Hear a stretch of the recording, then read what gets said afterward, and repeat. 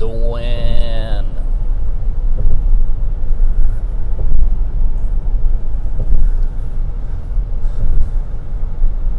I'm driving to Wyke.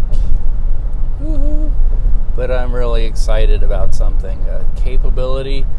I've been doing some research on live streaming for the church, and my goal is to come up with another configuration that is so easy to use that when I can't be there to live stream, somebody else that maybe knows nothing about it can just easily go in and do it. And basically what I've come up with is like a one camera deal hooked as directly as possible into the computer. But the problem is you always need an encoder in between your camera and your computer to convert the signals from your camera into what's it called? There's a term. I've been doing the research. Universal video something codec, UVC. Basically what that is it tells your computer that, hey, here's a webcam, use this, although you have to go in and tell the computer yourself that which webcam to use, because computer will always default to its internal built-in webcam usually. So I've come up with some ideas, and there's about 1 million different ways of doing this, and I may end up having to buy a dongle little thing to plug into the USB port of the computer. I don't know yet. That's more money being spent, no money coming in. What else is new? To me, the simplest thing is to just set up my switcher by itself with one camera hooked into it. All you gotta do is turn it on, camera in input A, don't touch a switcher. I don't know about the audio though. The audio has to be told, and then when you set it up, I think the easiest way is to just use, like if you're streaming to YouTube, which is what we're planning on doing, easiest thing to use is to just go into the YouTube interface, but then somebody has to be able to set that up and tell it, okay, go here, use the audio from the switcher, use the video from the switcher, because it doesn't just automatically do that. It defaults, again, to the internal camera built into the computer, which is basically a selfie camera. And that's no good for live streaming unless you're going to set the computer up with the camera. That's always a possibility too. But not really, because we can't string any cable or our access point for the internet is the front center part of the church, and it's far enough away you can't really run cable from there to, I've been told we don't want to run cables all over the church, and I agree. So, but that's not what I'm excited about. In the course of doing this, I asked myself, is there a way to send video out of an iPhone and strip out all the stuff, like the record button and everything that appears on the iPhone screen? And when I did that research, I was first there must be a device that does that. And then I noticed, oh wait, Filmic Pro does that, the new version of Filmic Pro. And I'm like, holy cow, let me try it.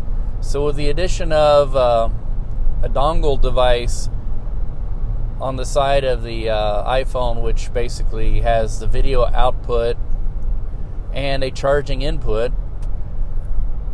through the Lightning port, you can send video out via HDMI from Filmic Pro, the app, and it is a clean feed.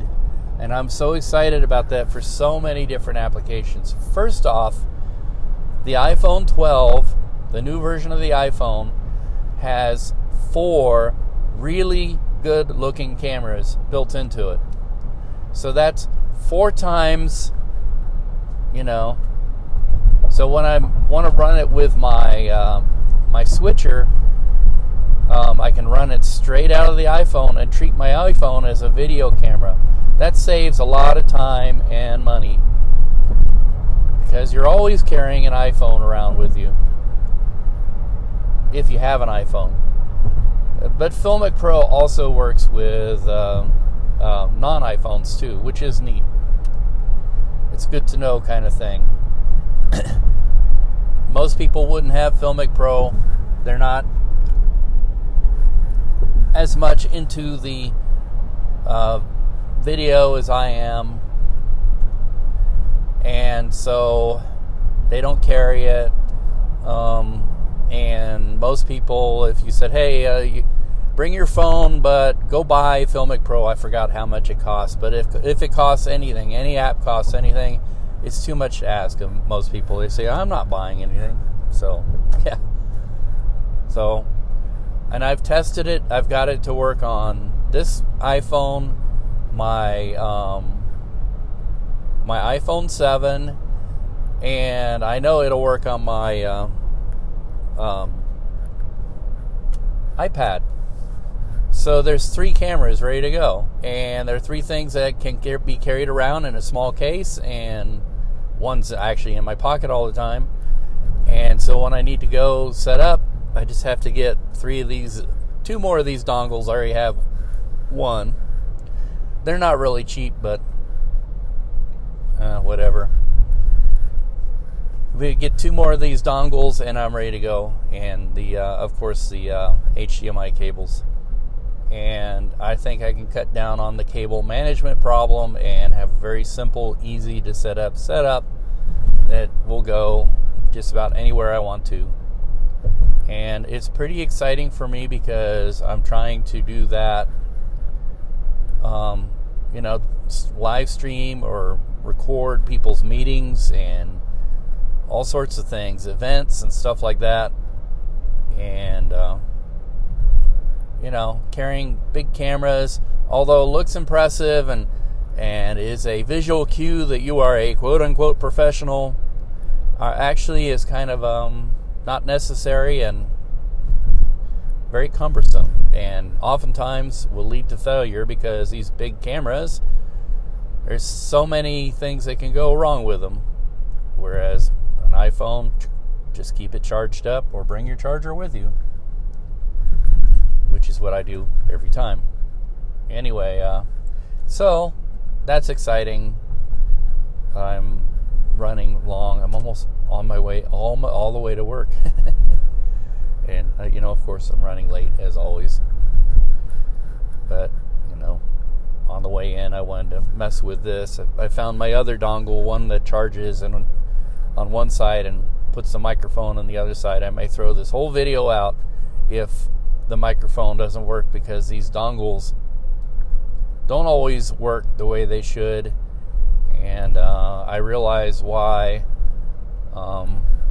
This is a Belkin product, and Belkin is usually a good brand name, but it's not Apple, and apples can be finicky. Apples with apples, and you don't want to compare apples and Belkins, apples and oranges. Ha ha ha. Anyways, so need to concentrate on getting to work. So, but let's just say I'm excited about trying these new things out and seeing if it'll happen.